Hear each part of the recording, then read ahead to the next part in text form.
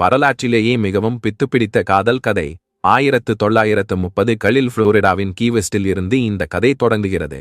21 வயதான எலீனா மிக அழகானவளாக இருந்தாள். ஆனால் அந்த காலத்தில் உயிரை காவு வாங்கக்கூடிய காசநோய் டியூபர்குலோசிஸ் அவளை தாக்கியது. கீ வெஸ்ட் மெரைன் மருத்துவமனையில் ரேடியோலஜி டெக்னீஷியனாக பணியாற்றியவர் கார்ல் டான்ஸ்லர் தன் கனவில் பார்த்த கருமையான முடி கொண்ட பெண் எலீனாதான் என்று கார்ல் உறுதியாக நம்பினார். அவளை முதன்முறையாக கண்ட நொடியில் இருந்து அவள் மீது அவர் கட்டுப்பாடற்ற காதலில் விழுந்தார். அது பின்னர் ஒரு தீவிரமான அப்சஷனாக மாறியது. நோயை குணப்படுத்த வேண்டும் என்ற எண்ணத்தில் கார்ல் தானே கருவிகளையும் மருந்துகளையும் தயாரித்து கொடுத்தார். தங்க நகைகள் உட்பட பல பரிசுகளையும் வழங்கினார். ஆனால் விதி வேறுபட்டதாக இருந்தது.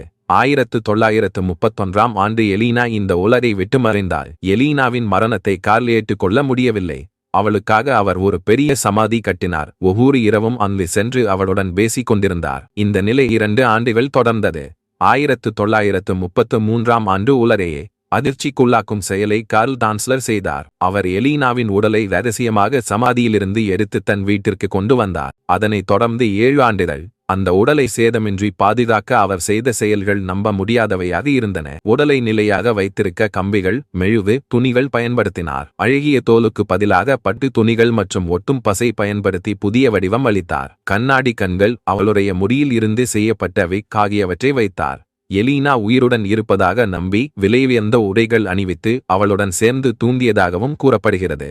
1940ஆம் ஆண்டு கார்ல் ஒரு பெரிய பொம்மை யுடன் வாழ்கிறார் என்ற சந்தேகம் எலீனாவின் சகோதரிக்கு ஏற்பட்டது. போலீசார் சோதனை நடத்தியபோது அறைக்குள் கண்டது 7 ஆண்டுகள் பழமையான சேதமின்றி பாதுகாக்கப்பட்ட எலீனாவின் உடலே. இந்த சம்பவம் பொதுமக்களை அதிர்ச்சிக்குள்ளாக்கினாலும் முடிவில்லாத காதல் என்ற பார்வையில் சிலருக்கு கார்ல் மீது இரக்கம் தோன்றியது. சட்டத்தின் சிக்கல்களால் அவருக்கு கடுமையான தண்டனை கிடைக்கவில்லை. பின்னர் எலீனாவின் உடலை ரகசியமான ஒரு கல்லறையில் மீண்டும் அடக்கம் செய்தனர். கார்ல் டான்ஸ்லர் 1952ஆம் ஆண்டு இறக்கும் வரை தனிமையாக வாழ்ந்தார். அவர் இறந்தபோது எலீனாவின் உருவத்தைப் போன்ற ஒரு பொம்மையை கட்டியணைத்த நிலையில் தான் அவர் கண்டுபிடிக்கப்பட்டார். காதல் எல்லைகளை தாண்டும்போது அது எவ்வாறு ஒரு பித்துப்பிடித்த நிலையாக மாறுகிறது என்பதற்கான பயங்கரமான உதாரணம்தான் இந்த காத்திக் டேல்.